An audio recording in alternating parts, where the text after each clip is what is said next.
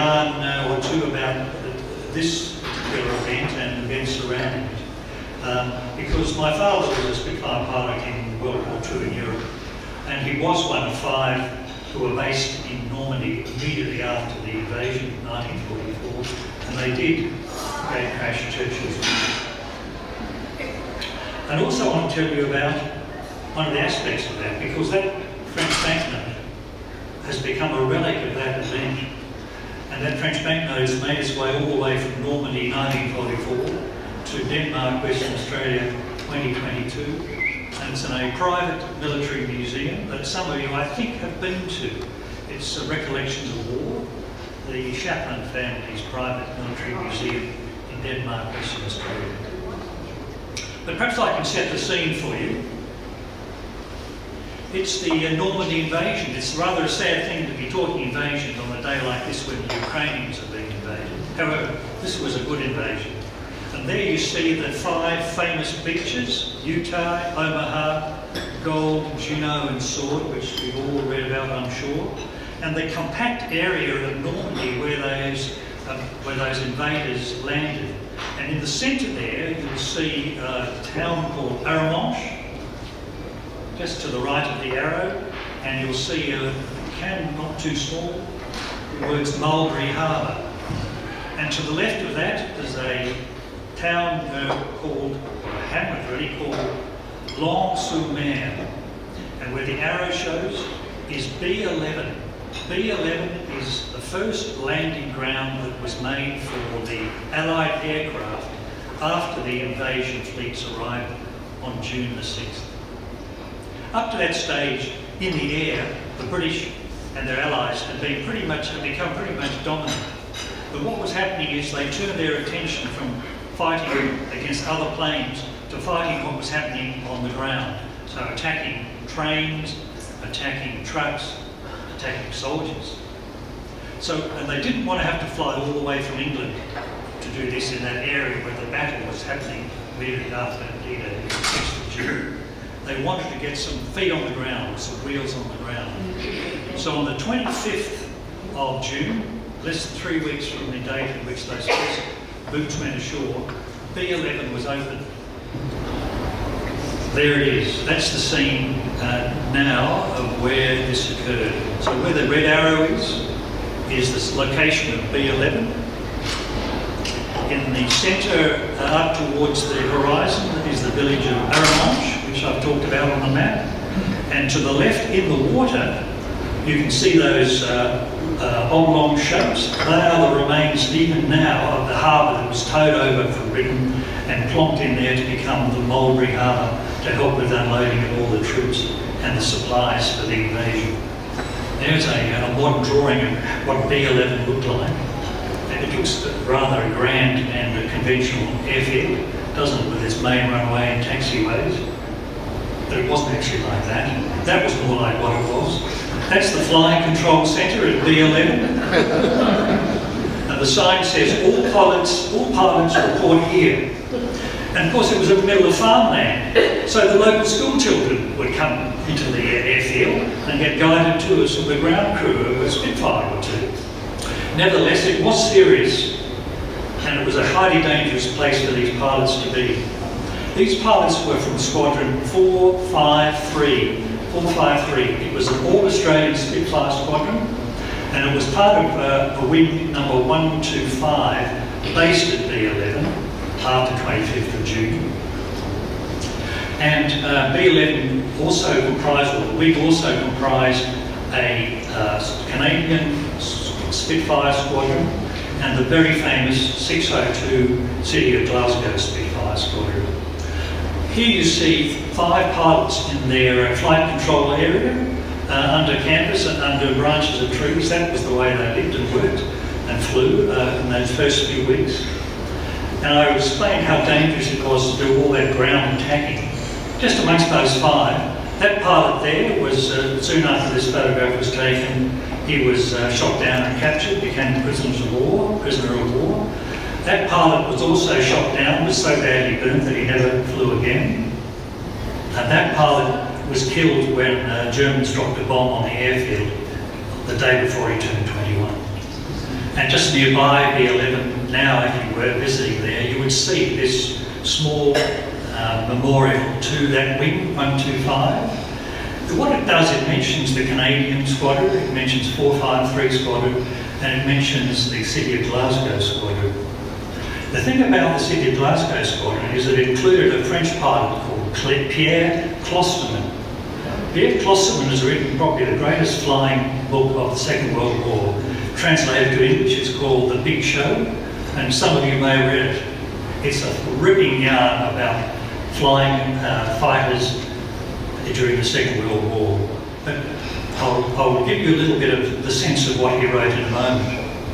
But with 453 there, it became the only Australian fighting unit to participate in the invasion of France, known as Operation Overlord.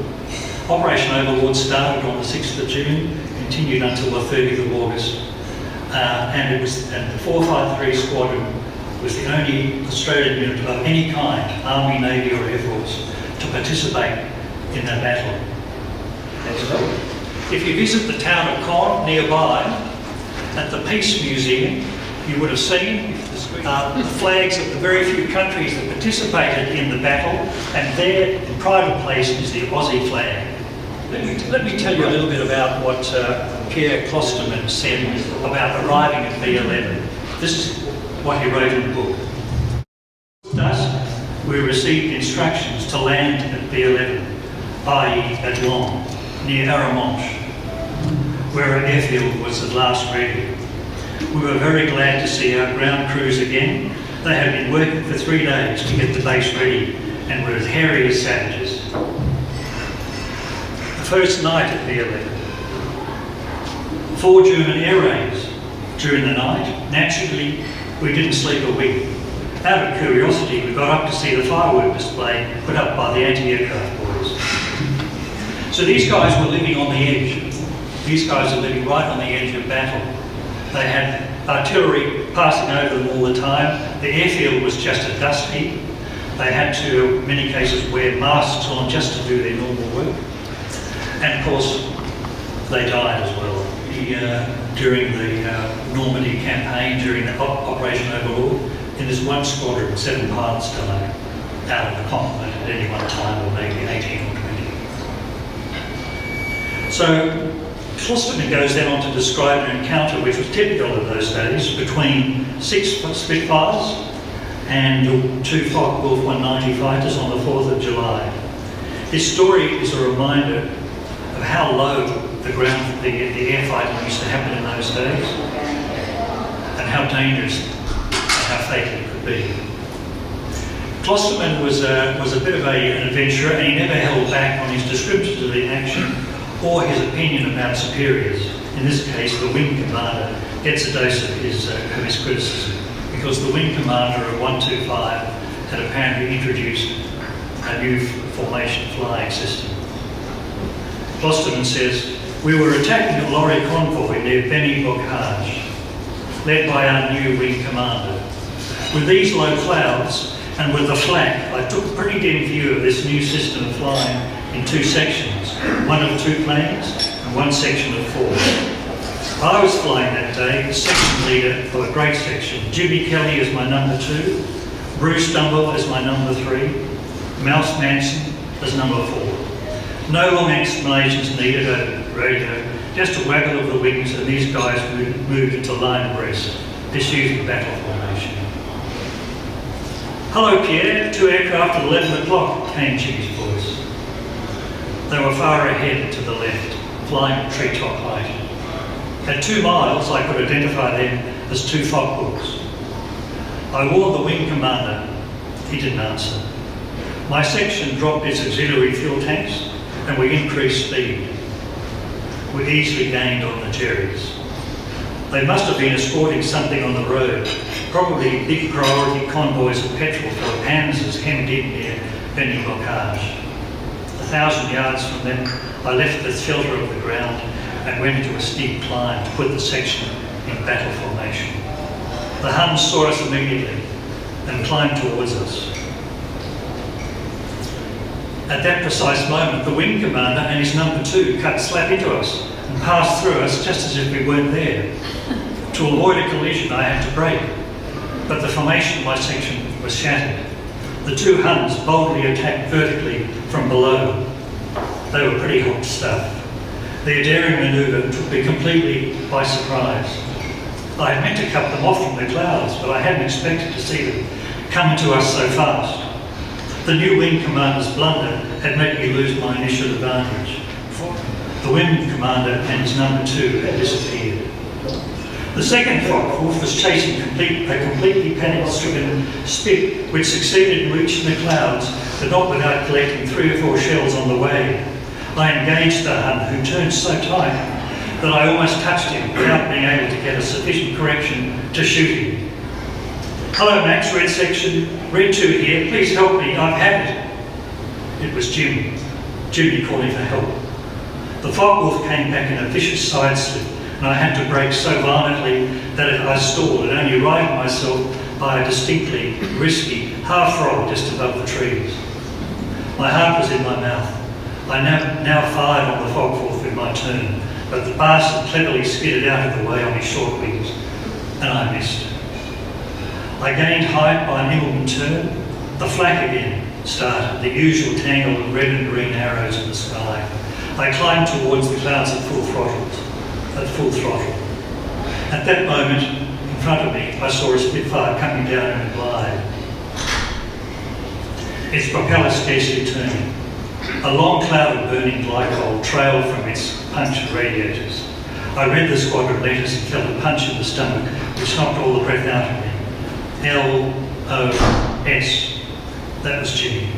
I passed quite close to C. I called, "Hello Jimmy, are you okay?" There was no answer. In the cockpit, I could only make out a vague crumpled shape collapsed over the stick.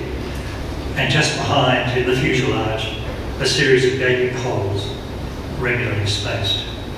Slowly the Spitfire went into a steeper and steeper dive, as if it was trying to do an outside loop. I closed my eyes, feeling sick. That's Jimmy. That photograph is taken by the Germans the following day to describe the end of that encounter in which 6 British took on 2 Nazis and lost 2 of their own planes. Interesting enough, they've got a temporary grave marker there with his name, his rank and his date of birth and his date of death. And they got that because he was wearing his dog tags. And this is my father's dog tags. And on them, they wear it all the time in case they are down, and it has the personal information. And if you look closely at the aircraft, there you'll see the letters just visible, L-O, and the S is obscured.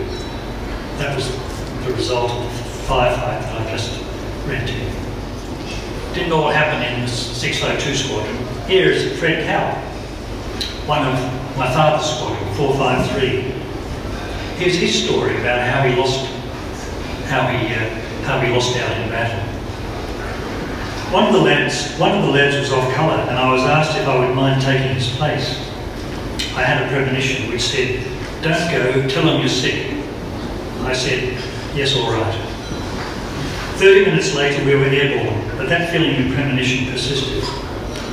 We were over enemy territory when I saw 3 German trucks moving along a road. I was about to open fire when there was a bang, and all of a sudden I was climbing vertically.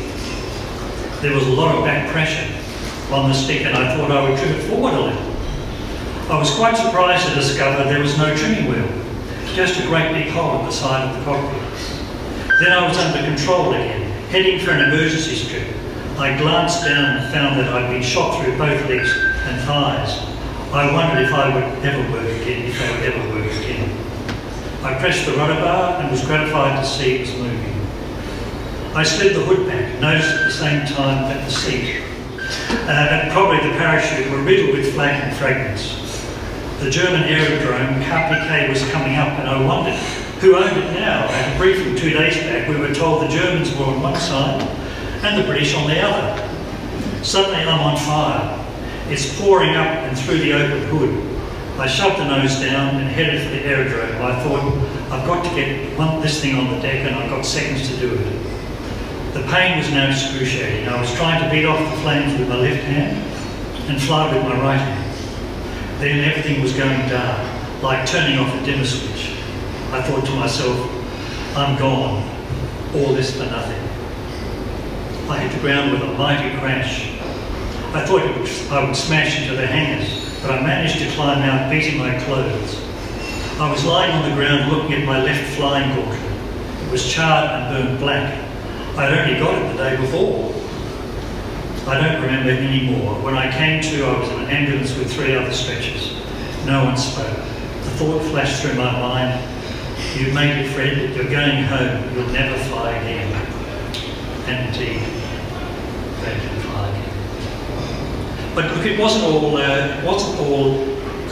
dust and flying and Germans and death. There was some fun and games in spare moments during the time at Normandy. This is a very rare photograph indeed. Some of you may have been aware of the time that they did in fact practice formation flying on bicycles. And I think this is the only photograph ever taken of this being done.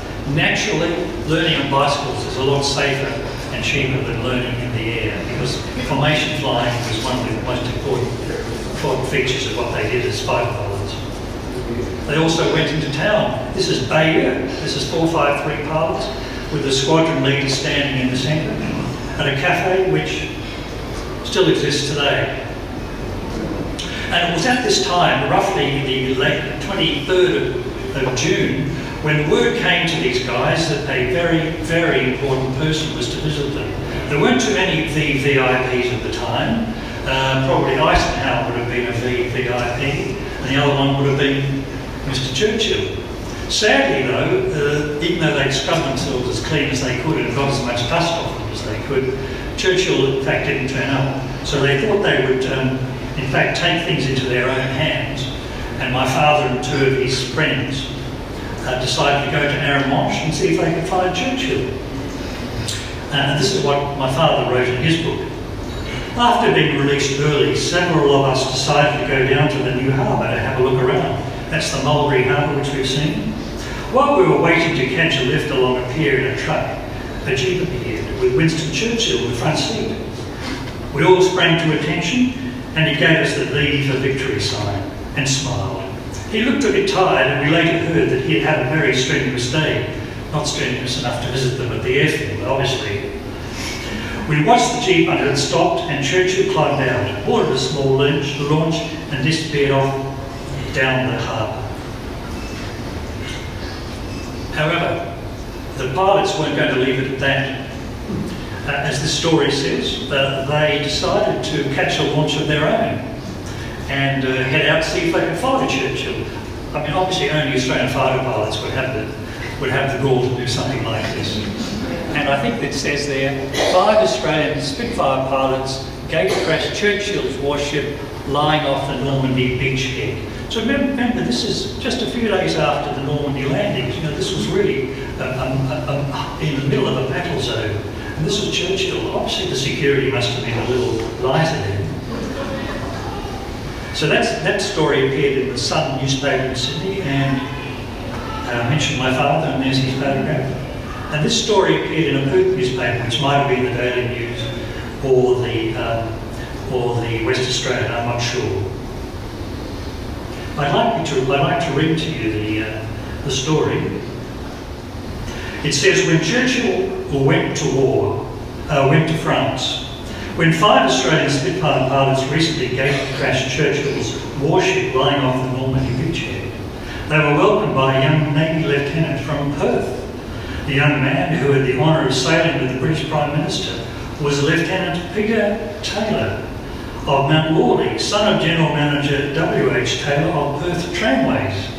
I guess tramways might have become MTT and Transperth. And here's the story of how he came to be welcoming 5 Aussie pilots on board Churchill's ship off the coast of Normandy. These, in quotes, gatecrashers had found earlier that it was hard enough to get near the British Prime Minister on his visit to the battle area, but to get on board a ship seemed impossible. Pilots from other squadrons had to cancel plans to visit ships at the beachhead because of the presence of the VVIP, and there were plenty of military police around. But the 5 Aussies blandly went to the beach and were sticky-beaking when a jeep pulled up and a bulky figure in a raincoat and cigar got out. We've heard it. If it's in the local paper, it must be true, mustn't it? Good Lord, it's winning, declared Flight Lieutenant Pat McDade of Casino in New South Wales, in such a loud surprise that the Prime Minister grinned and gave the V sign. The Australians hastily pulled themselves into line and saluted, with Pilot Officer Athol Rice of Armidale, New South Wales, wearing his cap back to front. When Churchill went to sea in a launch, it was too much for the Australians. Somehow they got a boat and stooged around his cruiser until invited aboard with much ceremony.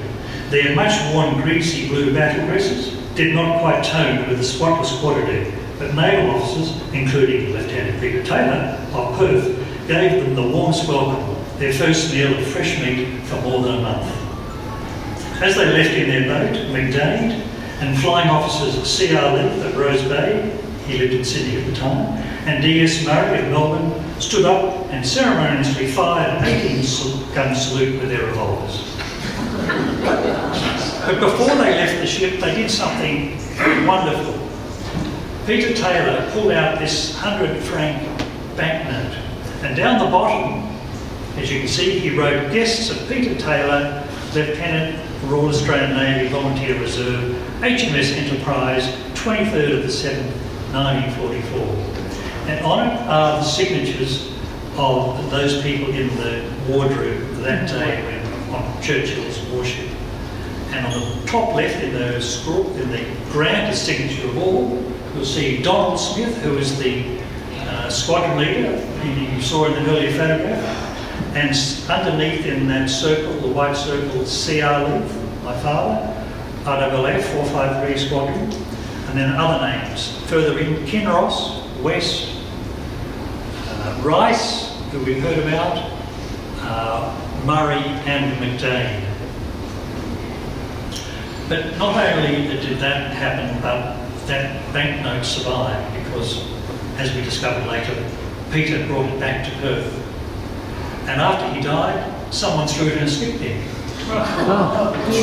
In fact, it was part of like a scrapbook, and there it sits on the page of the scrapbook of Peter's. And then one day, sitting in the skip bin, somebody walked past, glanced in, as you do when you pass a skip bin, and thought, that's interesting, and took it out and kept it, and eventually sold it on eBay to the Chaplins, John and Catherine Chaplin, who have this wonderful museum, Recollections of War, in Denmark. And it's a private museum, but they welcome people who are interested in the material that it contains, and it's a vast, vast hoard of war material that anyone of any interest would find fascinating. And so therefore it's the events of 1944 June have been connected with Western Australia, Denmark, 2022. But that day, 23rd of June, was the first of 3 days of remarkable activity for 453 Squadron. And this is the section of my father's logbook, which detailed those days. On the 24th, there is this entry: section attacked by thunderbolts. Now, my father was leading a section of just 2, one of whom was Kinross, whose name is on that banknote. So the day after he signed it, they were flying and returning to B11 when American thunderbolts, not German, but American thunderbolts attacked them. Attacked by thunderbolts south of Bayeux, and Pilot Officer K.C. Kinross shot down and killed, my father wrote. Allies, question again. So that was the day after. And the following day, 25th of July, more action. The group struck a convoy. Result: 2 flamers, 2 smokers, 2 damaged. Warrant Officer Seeley, I beg your pardon, Warrant Officer C. Seeley crashed, killed. And underneath that, failed to return, see below. The failed to return was himself, because In the afternoon of the same day, my father, even though he, as that shows by the swastika on the page, managed to share the downing of a German 109, he himself crash landed in France. And that tells the story of how he came to be in that predicament. So in the space of 3 days, there was 2 pilots killed of the squadron and 1 lost, my father. Over the next 4 weeks, he evaded the Germans. He crashed at the top there and travelled about 30 to 35 miles on foot with the help of various very friendly farmers, past the city of Leith until at the very bottom of a place called Cernay. He was put up by the resistance until that area of France was liberated. And we've heard about telegrams, haven't we, sent to the family of people who are lost in war. This is a telegram sent to Russell's, my father's parents. And I can read it to you. 411790, Flying Officer C. Leith missing. Stop. We went to inform you that your son, Flying Officer Colin Russell Leith, is missing as a result of air operations on 25th July 1944. Stop. Known details are he was pilot of Spitfire aircraft, which encountered an enemy aircraft whilst carrying out an armed reconnaissance at Elbeuf, Leith area, France, and failed to return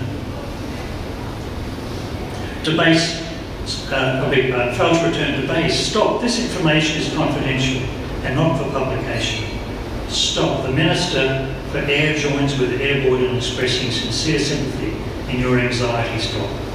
When any further information is received, it will be conveyed to you immediately. Luckily, there was a further telegram about a month later to say he was found, and not only was he found, he was in good spirits and perfectly healthy.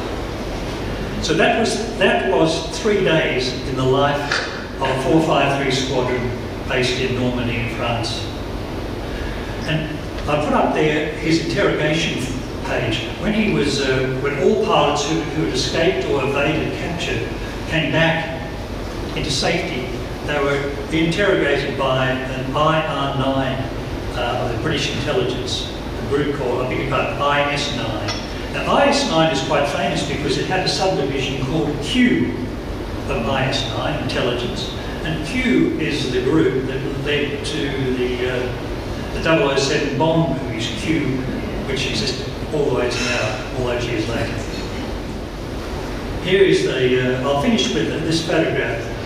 This was taken at some stage in 1945. Now, if you know aircraft and aircraft numbers, on the side of them in those days there were squadron letters, in this case FU, and then aircraft numbers or letters P or A to Z, and you could choose which one you want.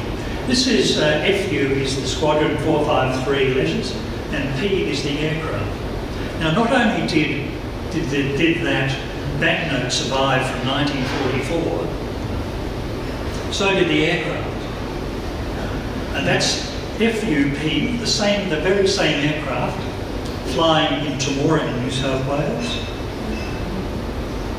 that father flew in Normandy. And if you like cockpits, which I dare say you do, that's a Spitfire cockpit. And there's Russell Leith in 1990, in the cockpit of the plane he flew all those years earlier. And there are 3 mates. This is unique stuff, I think. I had the joy of being there. I took the photograph on the right. The one on the left, it shows the same 3 pilots and the same aircraft. And in 2006, here are the remaining pilots from 1944. There's my father on the right, and there is pilot mates from 453. Some of them with their medals decidedly crooked, aren't they?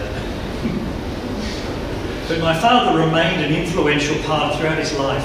He was asked to give presentations at the graduation ceremony in Pierce, and he went to some of the celebrations here and overseas. And here he is entertaining some modern British RAAF pilots in around the year 2000. He also influenced members of his family. And here's his granddaughter. Yes, go girl. Senior First Officer, Cathay Pacific. And I hope you enjoyed the story of Russell. He died, he left us in 2010, but he left us with some great memories, particularly the amusing and the human events that happened during that war. But let's not forget the human side of it. 453 Squadron losses. During the war in Europe, and the squadron was operational from June 42 to May 45, 14 pilots killed, 66 aircraft destroyed, of their own aircraft lost. However, just during that short period, from the 6th of June to the 30th of August, by Operation Overlord, 7 pilots were killed. Half the entire war's loss occurred in those few weeks. 14 aircraft lost.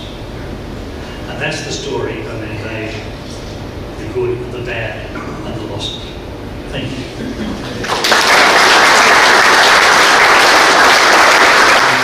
Have we any questions for David? Yes, David. David, is there any way we can follow up on some of this background on the net or something like that? There is. If I can just find it here. The museum, Reflections War Museum, has a website, reflectionsofwar.com.au, so you can find that on the web, and it's got images and material, a lot of material described. I've done a website of my father. Remember, these were the days, 1940s, when aeroplanes were called kites? Well, Russell was called Rusty, of course, in those days. So I've done a website containing a lot of his fascinating memorabilia, rustyleith.com, so you can find that.